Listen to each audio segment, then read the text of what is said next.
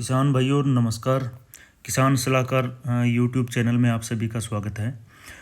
आगे बढ़ने से पहले मेरे यूट्यूब चैनल किसान सलाहकार को सब्सक्राइब लाजमी करें ताकि अपने को नई नई वीडियो की जानकारी मिल सके। अभी आज का जो मेन टॉपिक है वो है किन्नू के बाग में पोषक तत्वों की कमी के लक्षण। मैंने पहले जिंक और मैग्नीज के बारे में डाला है। आज जो हम लोग इस वीडियो में बता रहे हैं वो नाइट्रोजन और फास्फोरस के बारे में हम लोग बात करेंगे कि इन दो तत्वों की कमी के कारण पौधों के ऊपर, किन्नू के बाग के पौधों के ऊपर क्या प्रभाव दिखता है अपने को और उसका अपने उपचार किस तरह से कर सकते हैं।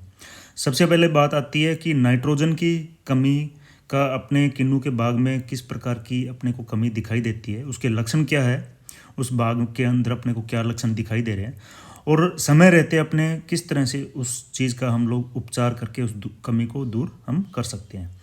तो इसके अंदर जो सबसे बड़ी जो चीज़ अपने को दिखती है वो ये दिखती है कि पत्तियां जो दिखेगी वो हल्की हरी हो जाती है, जो बाद में पीली हो जाती है।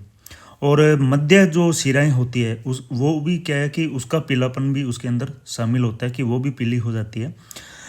नाइट्रोजन की कमी के लक्षण सबसे पहले पुरानी पत्तियों के ऊपर दिखाई देते हैं और नई जो पत्तियां हैं वो उभरी हुई पत्तियां वो आकार में छोटी हो जाती है। मतलब तो ये सबसे बड़े लक्षण है कि जो इस नाइट्रोजन की कमी के करके दिखेगा, वो सबसे पहला जो लक्षण दिखेगा वो ये दिखेगा कि पत्तियां जो है वो हल्की हरी हो जाती है और जो बाद में पीली हो जाती है, जिसकी वजह से क्या है कि पत्तियां धीरे धीरे झड़नी शुरू हो जाती है।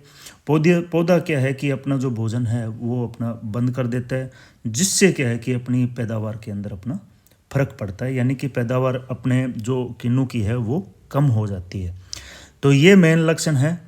और यदि अपने इसके अंदर इसके फ़ोटो की बात करें भी किस टाइप से अपने को बाग के अंदर अपने लक्षण दिखाई देते हैं, तो इसके अंदर दो पिक्चर्स हैं।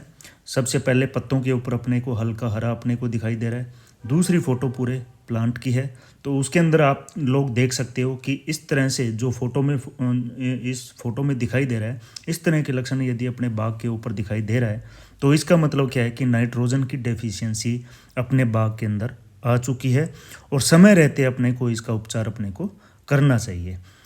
इसका जो उपचार है वो एक ही है कि जो ऑलरेडी मैंने पहले वीडियो बनाई है एक कि किस तरह से अपने को कौन कौन सी खाद अपने को किन्नू के बाग में देनी है। तो नाइट्रोजन जो है 15 दिनों के अंतराल पर अपने को 2% यूरिया का छिड़काव अपने को करना चाहिए। और इसके अलावा क्या है कि नाइट्रोजन की कमी को मिट्टी में 2 या 3 विभाजित खुराकों में नाइट्रोजन उर्वरक यानी कि यूरिया को देकर अपने लोग ठीक कर सकते हैं। इसका शेड्यूल मैंने पहले वीडियो के अंदर दिया हुआ है कि किस साल के पौधे को अपने कितनी यूरिया देनी है, तो वो आप वीडियो पहले आप लोग देख सकते हो, उसके हिसाब से अपने को यूरिया पर प्लांट अपने को देना है। आगे जो बात आती है वो आती है फास्फोरस की कमी, कि फास्फोरस की कमी अपने को किस टाइप से अपने को पौधों के ऊपर दिखाई देती है। फास्फोरस की कमी के लक्षण सबसे पहले पुरानी पत्तियों पर दिखाई देते हैं। नई पत्तियां स्वस्थ दिखाई देती है, जबकि पुरानी फीकी हरी हो जाती है, चमक खत्म हो जाती है और समय से पहले ही मुरझाना शुरू हो जाएगी। फास्फोरस की कमी के कारण कुछ पुरानी पत्तियों पर किनारे और सिरों पर पानी से लथपथ और तांबे रंग की जो है वो नोक अपने को दिखाई देगी। इसकी फास्फोरस की कमी के कारण फल का जो छिलका है वो मोटा हो जाता है, जिससे क्या होगा कि फल के अंदर जो रस है उसकी मात्रा कम हो जाएगी और अम्लता अधिक हो जाती है।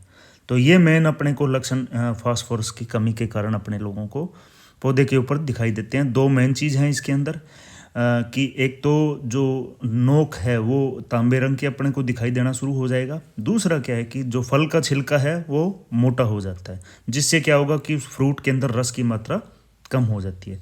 किस तरह से लक्षण दिखाई देते हैं अभी अपने पिक्चर देखते हैं कि फ्रूट के अंदर तो फ्रूट छोटा हो जाता है, दूसरा जो इस साइड के अंदर जो पत्ती दिखाई दे रही है वो एक साइड से हरी है और एक साइड से पीलापन है, लेकिन उसके ऊपर क्या है कि तांबे रंग का भी मतलब अपने को रंग दिखाई दे रहा है कि पत्ती तांबे रंग की हो जाती है।